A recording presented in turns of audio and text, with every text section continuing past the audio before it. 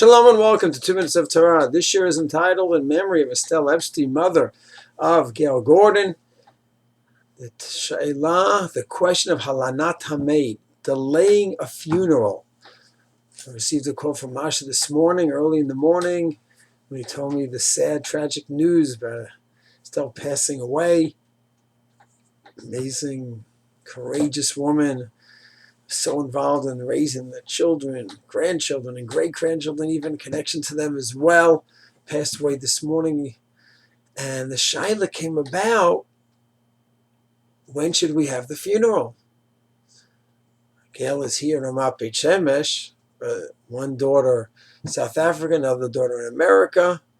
Do you delay the funeral? It's a good shaila. It's a very good question. It's known as halanat hameid, just delaying the burial. We try to avoid that. And it's open halacha in Shin Pei Zayin Yoredeya. The only thing is, in the very halacha where it says it's asur, that you should not delay the burial. It also says, if it ims et lichvodo, if it's for kavod hameis, then you're allowed to. And one example of kavod is for the children to come in. But here's where things get a little bit sticky, because what does that mean? If it's for the kavod, then it's mutter, it's allowed. There's actually, the Shevet Levi deals with a few possibilities. Divrei Malkiel says that it's not good, it's not a mitzvah to delay, it's not anything great, it's just not us. You don't violate halanat hameid. There's nothing good about it. Shevet Levi says that's not so simple. When it says that there's no isser, it means there's no isser. It's totally mutter. That doesn't mean it's a mitzvah, the Shevet Levi says. It just means it's totally allowed. But then there are other poskim that say that the kavod hameis is where there's no relatives in town for the funeral, and then you want to bring someone in, a relative, a child. But if their relatives are already there and Gail's here in town already, so then you shouldn't delay. The Shita say that it's one thing to delay a few hours for the person to come from up north, the child to come from north, but to come from Chutz La'aretz, it's going to be a whole day, over 24 hours, then that'd be another reason not to delay. And that's not what the Shulchan Aruch means, that we delay for kavod hameis with an hour, 2 or 3 or 4. It's going to be over a day.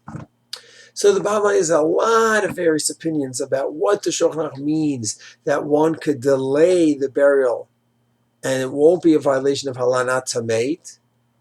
And legitimate example is a relative. But applying that lamais is not so simple. Therefore, in this case, I felt best because of so many factors. The fact there are relatives here already, and the fact that it's going to be way over 24 hours, and the fact that there are those that say there's not a mitzvah to delay, it's just not a violation. It's mutter, and some say it's like b'di'evet. So because of all those factors, I thought the best kavod hameid would be to bury today on the day itself. It's a very difficult time to wait a whole day. Besides the kavod hameid and technical halanat hameid shaila, just psychologically, it's also very hard. So if halachically you have to wait, and it's a mitzvah, and it's clear according to all poskim that you have to wait a full day for relatives to come in, and that's what we would all do. But when it's so vague that it's not clearly a mitzvah, if anything, it might be simple halacha to wait. And then you have opinions this way, that way. So to keep everyone waiting 24 hours is just psychological. It's taxing. And if it's not mandated by halacha, simple shot, in my opinion, is just to go with that. Bury on the same day. Let them start a velut and continue with the kavod hameis. That way, you're sitting shiva and discussing the beauty and the lessons of the life of Estelle Epstein, Zichronah Livracha. Shalom.